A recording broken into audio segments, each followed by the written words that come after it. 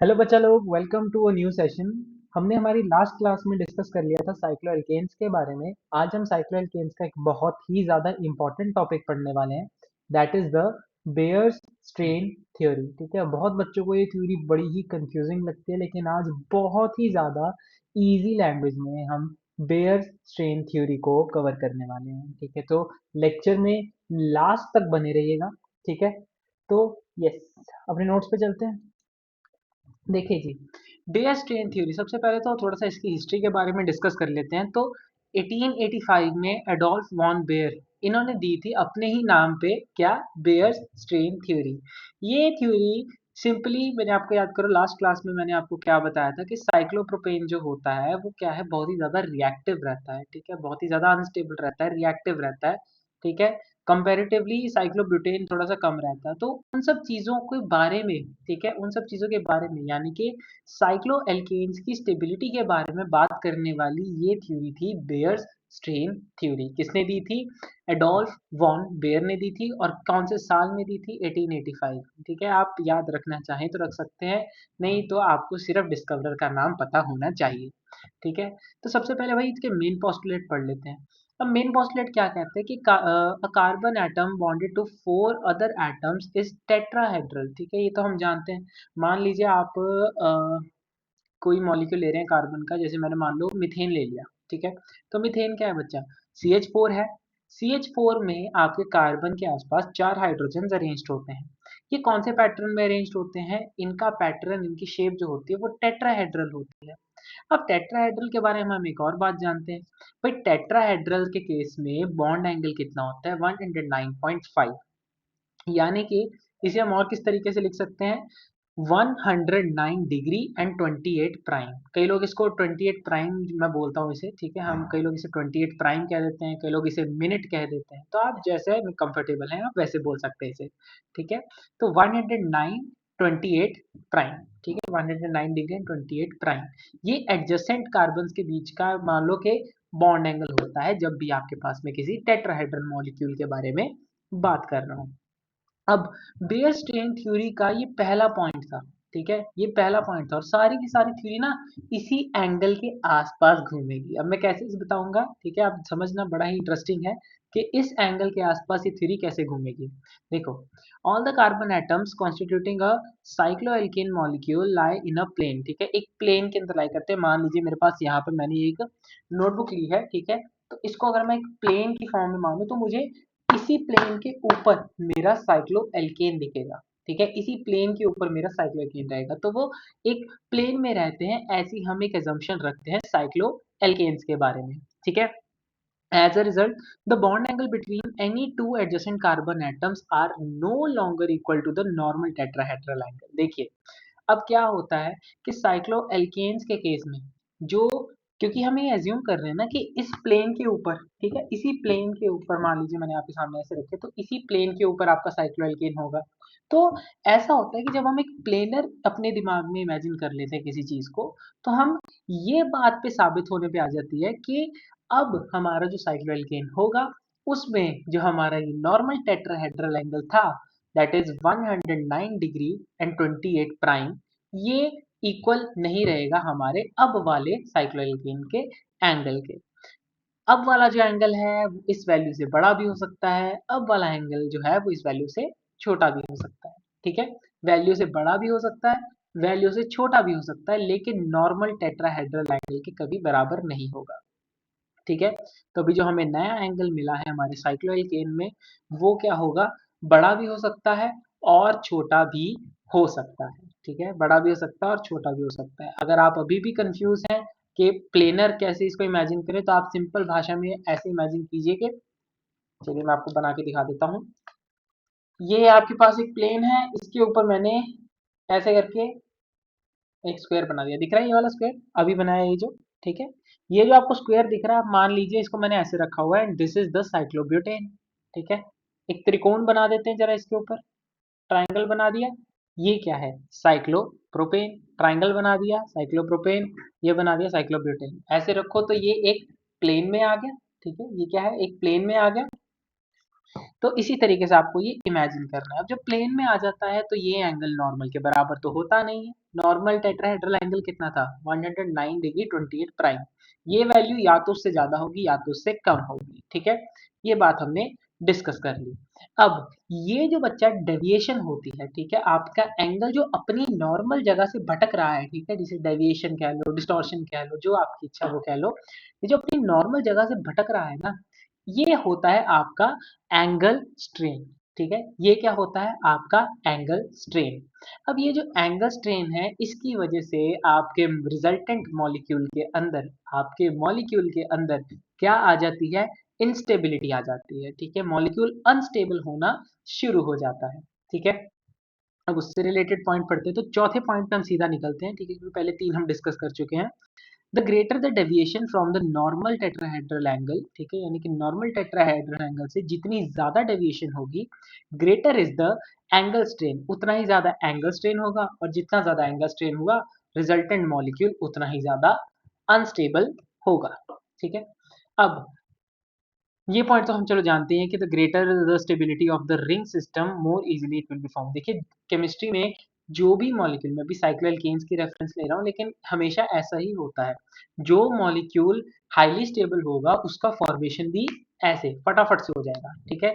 आपको मैं एक बहुत अच्छी एग्जांपल यहाँ पर दे सकता हूँ। जैसे आप मान लीजिए मैं आपके सामने तीन टाइप के कार्बोकैटायन रख दूं, प्राइमरी, सेकेंडरी, टर्शियरी, तो आप मुझे बताइए तीनों में से किसका फॉर्मेशन जल्दी होगा? आपका आंसर होगा कि सर टर्शियरी कार्बोकैटायन तो सबसे जल्दी बनता है। मैंने पूछा क्यों? क्योंकि आप कहोगे सर वो तो सबसे ज्यादा स्टेबल होता है। तो यस, जो चीज सबसे ज्यादा स्टेबल है वो क्या है? सबसे जल्दी फॉर्म होगी, ठीक है। इस बात को समझाने के पीछे का मेरा ये मकसद था। तो जो चीज जितनी ज्यादा स्टेबल, उतना ही जल्दी उसका या फिर उतना ही इजी उसका फॉर्मेशन। अब देखो भाई, एंगल स्ट्रेन कैलकुलेट करने का तरीका होता है। एंगल स्ट्रेन कैसे कैलकुलेट की जाती है? एंगल स्ट्रेन का फॉर्मूला होता है 1/2 ब्रैकेट, जो आपका नॉर्मल टेट्राहेड्रल एंगल है that is 109 degree 28 prime, minus bond angle in the planar ring, ठीक है। अब प्लेनर रिंग में बॉन्ड एंगल का क्या मतलब है? देखो, ये मैंने स्क्वायर बनाया था। अब आप इसको साइक्लोब्यूटेन को एक स्क्वायर की तरह इमेजिन करो। हम जानते हैं कि स्क्वायर का हर एंगल, ये एंगल, ये एंगल, ये एंगल, ये एंगल, ये सारे के सारे जो एंगल होते हैं, ये क्या है? ये सारे के सारे एंगल आपके 90 डिग्री के हैं। अब देखो, ये मेरा क्या है? ट्राइंगल बनाया था मैंने। ट्राइंगल किसकी रेफरेंस लेके बनाया था? मैंने साइक्लोप्रोपेन की।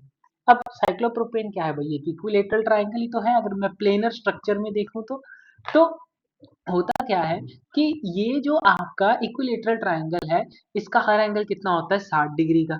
तो यहाँ पर देखो, प्लेनर एंगल का मतलब हमारे पास simple bond angle in the plane ring, मतलब कि आपका प्लेनर एंगल वो यही है कि आपकी शेप में कितने का एंगल बन रहा है। जैसे देखो, साइक्लोप्रोपेन है, इक्विलेटरल ट्रायंगल है, तो इस पे 60 डिग्री का एंगल बनेगा। साइक्लोब्यूटेन पे 90 का, साइक्लोपेंटेन पे 108 का, और साइक्लोहेक्सेन पे ईच एंगल 180 डिग्री। क्लियर है इतनी बात? हम इतनी बात तो जानते हैं, ठीक है, इतना बेसिक मैथ तो हमें भी आता है। चलिए, अब एंगल स्ट्रेन को कैलकुलेट करने के लिए आपको नॉर्मल टेट्राहेड्रल एंगल से क्या करना पड़ेगा? इन वैल्यूज को, ये वाली 60, 90, 108, 120, इनको माइनस करना पड़ेगा। तो चलिए मैं सबके माइनस करके बैठा हुआ हूँ, ठीक है, थोड़ा टाइम बचाने के लिए। तो साइक्लोप्रोपेन का वैल्यू आया था प्लस 24 डिग्री 44 प्राइम, ठीक है। ये प्लस माइनस का क्या खेल है ये भी मैं समझाऊंगा। सिग्निफिकेंस होती है इनकी, ठीक है, इनकी सिग्निफिकेंस होती है प्लस माइनस की, लेकिन कोई ऐसा बहुत हार्ड एंड फास्ट नहीं होती, ये सिर्फ एक डायरेक्शन बताने का काम करती है। तो साइक्लोब्यूटेन की देखो जी, प्लस 9 डिग्री 44 प्राइम, साइक्लोपेंटेन की 0 डिग्री 44 प्राइम। इनकी तो याद करना बहुत ही सिंपल, देखो 44 प्राइम कॉमन रहेगा, साइक्लोप्रोपेन के लिए 24 होगा, साइक्लोब्यूटेन के लिए 9 होगा, और साइक्लोपेंटेन के लिए 0, ठीक है, साइक्लोपेंटेन के लिए 0। उसके बाद आता है आपका साइक्लोहेक्सेन। अब देखना ध्यान से, साइक्लोहेक्सेन का एक एंगल कितना होता है? 120, ठीक है, और हम किस में से माइनस कर रहे थे? 109 में से माइनस कर रहे थे, ठीक है। तो अब जाहिर सी बात है, इतनी बेसिक मैथ्स तो हम जानते ही हैं कि जब हम किसी छोटी टर्म में से किसी बड़ी टर्म को माइनस कर दें तो हमारा रिजल्टेंट जो है वो माइनस में ही निकलता है। तो यहाँ पर क्या आएगा आपका आंसर? -5 डिग्री 16 प्राइम, और साइक्लो हेप्टेन के लिए ये वैल्यू आती है -9 डिग्री 33 प्राइम, ठीक है। अब ये प्लस का माइनस का इनका क्या खेल है वो समझते हैं। देखो जो पॉजिटिव वैल्यू होती है ना वो आपको ये बताती है कि आपका एंगल स्ट्रेन जो है, आपका जो एंगल है बॉन्ड एंगल, वो अंदर की तरफ को कंप्रेस हुआ पड़ा है। ठीक है, अंदर की तरफ को कंप्रेस हुआ पड़ा है। अब देखो बहुत ही बेसिक मैथमेटिक्स में यहाँ पर लगाता हूँ। हम क्या कर रहे हैं, 109 डिग्री एंड 28 प्राइम में से माइनस कर रहे हैं किसी बॉन्ड को। ठीक है, किसी बॉन्ड एंगल को माइनस कर रहे हैं। अब बॉन्ड एंग ये जो एंगल स्ट्रेन है इसका वैल्यू पॉजिटिव कब आएगा, इसका वैल्यू बच्चा पॉजिटिव तब आएगा ना जब आपके पास ये bond angle in the planar ring छोटा हो 109 डिग्री से। ठीक है, छोटा हो। तो यहाँ पर देखो 60 इससे छोटा है, 90 इससे छोटा है, 108 नॉर्मल टेट्राहेड्रल एंगल से छोटा है। यानी कि अगर नॉर्मल टेट्राहेड्रल एंगल ऐसा होगा तो ये वाले कंप्रेस होके इतने पड़े होंगे। ठीक है, अगर नॉर्मल ऐसा है तो ये जो एंगल होंगे ये ऐसे होंगे, यानी कि नॉर्मल टेट्राहेड्रल एंगल से हमेशा ही कम। लेकिन जब आप साइक्लोहेक्सेन देखो तो साइक्लोहेक्सेन के अंदर ये एंगल कितना बनता है, 120 डिग्री। कंफ्यूज नहीं होना है, ठीक है, ये प्लेनर एंगल है उसका। नॉर्मल टेट्राहेड्रल का एंगल फिक्स होता है 109 डिग्री 28 प्राइम। अब अगर आप माइनस करने की कोशिश करोगे तो आपको नेगेटिव में आपका आंसर मिलेगा। नेगेटिव का क्या मतलब है कि आपका बॉन्ड एंगल इन प्लेनर रिंग वो क्या है, थोड़ा सा बड़ा है नॉर्मल से। यानी कि अगर मेरा 109 डिग्री 28 प्राइम इतना है तो इसका एंगल इतना होगा। ठीक है, इसका एंगल इतना होगा, यानी कि अगर नॉर्मल इतना है तो इसका एंगल इतना होगा, यानी कि एक्सपैंड हुआ होगा। तो देख लेते हैं कि पॉजिटिव वैल्यू का मतलब होता है, it indicates that the bond angles are compressed, bond angle compressed हुए। और negative value of angle strain का मतलब होता है कि आपके बॉन्ड एंगल्स का एक्सपेंशन हो गया, एक्सपेंशन हो गया, यानी कि नॉर्मल टेट्राहेड्रल एंगल से बड़े आ गए। ठीक है, उसके बाद मेन बात पे ध्यान देते हैं। ठीक है, मैंने बताया कि पॉजिटिव नेगेटिव का वैल्यू सिर्फ डायरेक्ट, जो पॉजिटिव नेगेटिव है वो सिर्फ डायरेक्शन बताने के काम आता है कि कंप्रेस हुआ है या एक्सपेंशन हुई है। अब बात आती है कि हमें वो जो नंबर्स देखने को मिल रहे थे उनका क्या मतलब है। देखो the magnitude of the angle strain and not it is the magnitude of the angle strain, sorry, and not its sign which determines the strain and hence the instability of the molecule। यानी कि बच्चा आपका sign matter नहीं करता। ठीक है, sign आपको सिर्फ डायरेक्शन बताता है कि आपकी डेविएशन कैसे हुई है, आपकी डेविएशन कंप्रेशन वाली है या फिर आपकी डेविएशन एक्सपेंशन वाली है। ठीक है, ये बात आपको साइन बताते हैं पॉजिटिव नेगेटिव। लेकिन जो आपका मेन वो नंबर है, अगर वो नंबर ज्यादा है दैट मीन्स इंस्टेबिलिटी मॉलिक्यूल की ज्यादा है। ठीक है, अगर उसका मैग्नीट्यूड ज्यादा है, ठीक है, तो भले वो पॉजिटिव हो चाहे नेगेटिव हो हमें फर्क नहीं पड़ता, उसका इंस्टेबिलिटी बहुत ज्यादा होगा, वो molecule resultant molecule highly unstable होगा। तो आसान भाषा में जितना ज्यादा मैग्नीट्यूड एंगल स्ट्रेन का उतना ही ज्यादा मॉलिक्यूल का instability, irrespective of the sign कि पॉजिटिव लगा है जी या नेगेटिव लगा है। ठीक है, इतनी बात क्लियर है। तो देख लेते हैं, यस, ये डिस्कस कर लिया ना हमने इंस्टेबिलिटी ऑफ द मॉलिक्यूल। ठीक है, अब देखो साइक्लोप्रोपेन जो है it is less stable then cyclobutane. क्यों, क्योंकि साइक्लोप्रोपेन के लिए वैल्यू +24 डिग्री 44 प्राइम थी और साइक्लोब्यूटेन के लिए सिर्फ +9 डिग्री 44 प्राइम। ठीक है, ये देखो यहाँ पर डिफरेंस आ गया ना। आपका साइक्लोप्रोपेन कितना ज्यादा एंगल स्ट्रेन कैरी कर रहा है तो इसकी इंस्टेबिलिटी या फिर कह लो कि मॉलिक्यूल ज्यादा अनस्टेबल होगा। ठीक है, इसकी स्टेबिलिटी कम होगी बहुत ज्यादा। जबकि साइक्लोब्यूटेन जो है वो एटलीस्ट साइक्लोप्रोपेन से तो कम वैल्यू रख रहा है एंगल स्ट्रेन की। ठीक है, तो यानी कि ये क्या होगा, थोड़ा सा ज्यादा स्टेबल होगा। ठीक है, या फिर कह लो दूसरी भाषा में बोलें तो थोड़ा सा कम अनस्टेबल होगा। ठीक है, किसके रिस्पेक्ट में, साइक्लोप्रोपेन के रिस्पेक्ट में। फिर साइक्लोपेंटेन थोड़ा सा और क्या होगा, कम स्टेबल होगा। ठीक है, सॉरी, थोड़ा सा और ज्यादा स्टेबल होगा। ठीक है, थोड़ा सा और ज्यादा स्टेबल होगा, क्यों, क्योंकि एंगल स्ट्रेन और घट गया है। ठीक है, अब नेक्स्ट चीज मैं बचा के रखूंगा, ठीक है, साइक्लोहेक्सेन के लिए वो मैं लिमिटेशंस पे समझाऊंगा। एविडेंसेस पढ़ते हैं बच्चों बेयर्स स्ट्रेन थ्योरी के। ठीक है, बेयर स्ट्रेन थ्योरी के एविडेंसेस पढ़ते हैं तो सबसे पहला एविडेंस होता है reactivity of the double bond. Double bond का यहाँ पर मतलब बच्चा क्या है, डबल बॉन्डेड कंपाउंड्स। ठीक है, आप जानते हैं कि एल्कीन्स की रिएक्टिविटी ज्यादा होती है। अब इस बात को प्रूव करने के लिए हम एक छोटा सा एजम्पशन अपनी, रिकॉर्डिंग चल रही है ना, यस, ठीक है। हम एक छोटा सा एजम्पशन अपने दिमाग में बना लेते हैं। ये जो एजम्पशन है ये क्या है कि जो आपका मान लो मैंने एक 2 मेंबर्ड रिंग ली है, ठीक है, जिसके अंदर 2 कार्बन है, वो डबल बॉन्ड के साथ जुड़े हुए हैं। तो मैंने इसको एक 2 मेंबर्ड रिंग घोषित कर दिया, एज्यूम कर लिया, ठीक है, एजम्पशन लगा लिया अपने दिमाग में। अब बच्चा आप मुझे एक बात बताइए, यहाँ पर प्लेनर में क्या एंगल होगा? प्लेनर में क्या एंगल होगा? भई एक सीधी रेखा है, ठीक है, एक सीधी लाइन है, तो प्लेनर में क्या एंगल होगा? 0 डिग्री, ठीक है? प्लेनर में तो एंगल 0 डिग्री होगा।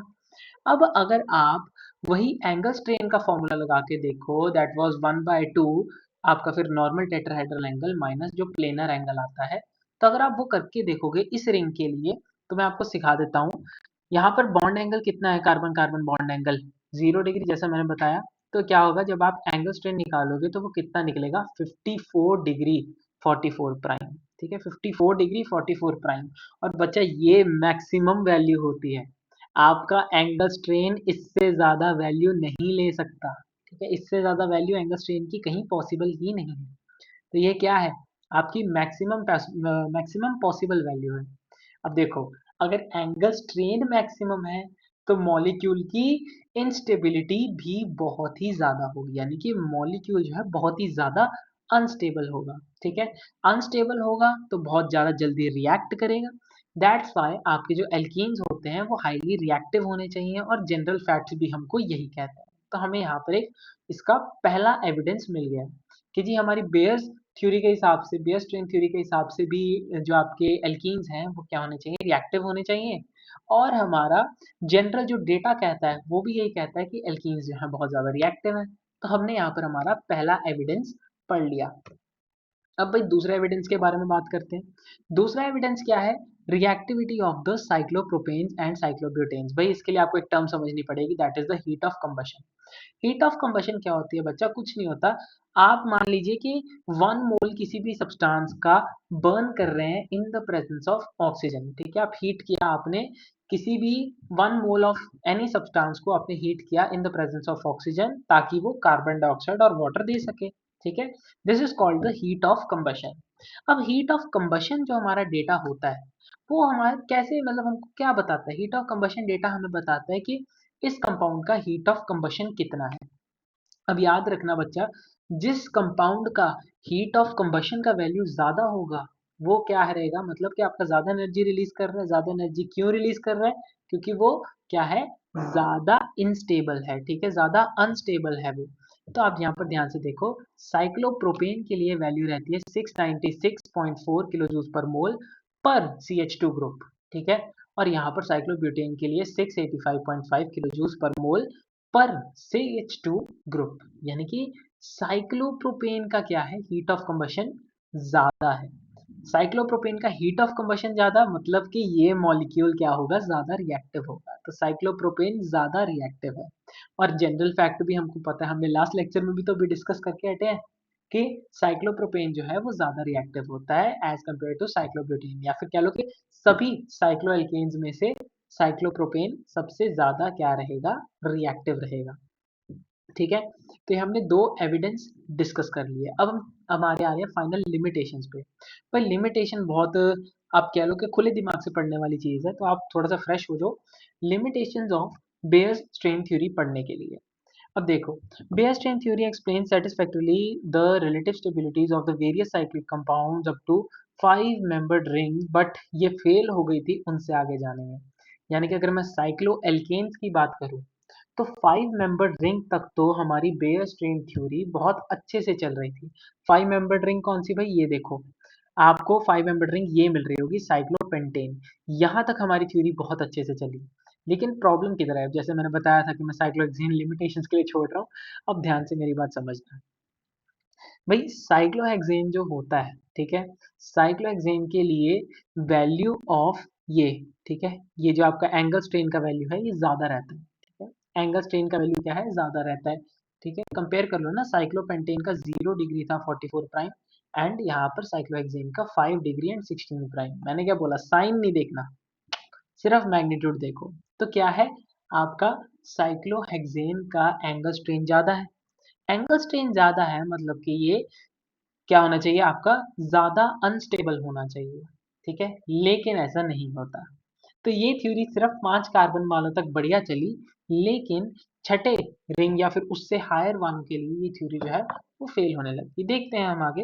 According to the valence deviation, the 6 membered ring and the larger rings must also be unstable because deviation in these cases is so high. ठीक है, देखो डेविएशन बहुत ज्यादा थी। आप साइक्लोहेप्टेन देख लो ना, और ज्यादा डेविएशन हो गई। ठीक है, और ज्यादा डेविएशन हो गई, 9 डिग्री 33 प्राइम पे आ गए हम। ठीक है, यानी कि डेविएशन तो बढ़ती जा रही है, यानी कि और ज़्यादा अनस्टेबिलिटी बढ़ रही है, लेकिन ये कंपाउंड तो अनस्टेबल है ही नहीं। ठीक, ये तो बहुत ही स्टेबल कंपाउंड है यार। ठीक है, तो यहाँ पर आकर थोड़ी सी बेयर स्ट्रेन थ्योरी को धूल चाटनी पड़ी। देखो, must also be unstable because deviation in these cases are so high, but from the heat of formation data. Heat of formation data क्या होता है? आप किसी भी सब्सटेंस का 1 मोल जब बना रहे हैं, ठीक है, 1 मोल का जो फॉर्मेशन होता है, उस टाइम पे जो हीट निकलती है, that is called the heat of formation. अब बच्चा एक बहुत ही बेसिक बात करने वाला हूँ मैं, ध्यान से समझना। हीट ऑफ फॉर्मेशन, अब देखो जिसको बनाने में कम हीट निकल रही है, ठीक है, जिसकी फॉर्मेशन करते टाइम कम हीट निकल रही है, मतलब कि उसकी फॉर्मेशन इजीली हो रही है। ठीक है, मैं फिर से रिपीट करता हूँ, जिसको बनाते टाइम हमारी क्या हो रही है, कम हीट निकल रही है, इसका मतलब उसकी फॉर्मेशन बड़ी इजीली हो रही है। ठीक है, तो वो क्या रहेगा, आपका स्टेबल रहेगा। तो यहाँ पर क्या है कि हीट ऑफ फॉर्मेशन डेटा मुझे क्या कह रहा था कि it is seen that these compounds are quite stable, यानी कि इनकी फॉर्मेशन के टाइम पे बहुत ही कम हीट निकली। ठीक है, तो ये डेटा मुझे कह रहा है, ठीक है, हीट ऑफ फॉर्मेशन डेटा मुझे कह रहा है कि यहाँ पर आपका क्या है, ये तो बड़े स्टेबल कंपाउंड है यार, साइक्लोहेक्सेन, साइक्लोहेप्टेन या फिर जो हायर वन है इनके भी, ठीक है, वो तो बड़े स्टेबल हैं। लेकिन मुझे बेयर स्ट्रेन थ्योरी कह रही है कि यार ये तो बड़े ही अनस्टेबल है। तो 5 कार्बन तक थ्योरी अच्छी चली, छठे कार्बन से पंगा डलना शुरू हो गया। ठीक है, फाइनल देखते हैं हमारा। Baeyer strain theory failed to explain the stability of the 6 membered and the larger rings because it was based upon the wrong assumptions that all cyclic compounds were planar, जबकि ऐसा नहीं होता। ठीक है, ये थ्योरी सिर्फ ऐसा इमेजिन assumption कर रही थी कि सभी के सभी जो साइक्लिक कंपाउंड्स हैं वो प्लेनर होते हैं, लेकिन इन रियलिटी ऐसा नहीं होता। ठीक है, not all the cyclic compounds are planar. ठीक है, तो चलिए, आज हमने बेयर स्ट्रेन थ्योरी खत्म की है। नेक्स्ट लेक्चर में आपसे मुलाकात होगी कंफर्मेशंस के साथ। ठीक है, मैंने सामने लिख के लगा रखे हैं सारे के सारे किन मतलब डिवीजन करते हैं जैसे हम लेक्चर्स की। तो नेक्स्ट लेक्चर आपका होगा कंफर्मेशंस पे, उसके बाद हम कंफर्मेशन ऑफ साइक्लोहेक्सेन के लिए अलग लेक्चर लेंगे। ठीक है, उसमें हम बड़े ही इंटरेस्टिंग चैप्टर हैं, और बड़ा इंटरेस्टिंग पार्ट है वो चैप्टर का, और confirmation of cyclohexane is much more interesting and important. ठीक है, तो चलिए, नेक्स्ट लेक्चर में आपसे मुलाकात होगी। सेशन पसंद आया लाइक कर दो, आगे के सेशंस की नोटिफिकेशन चाहिए सब्सक्राइब करके बेल आइकन दबा के ऑल पे सेट कर दो, ताकि नोटिफिकेशन तुम्हारे फोन पे पहुंच जाए। ठीक है, चलिए मिलते हैं।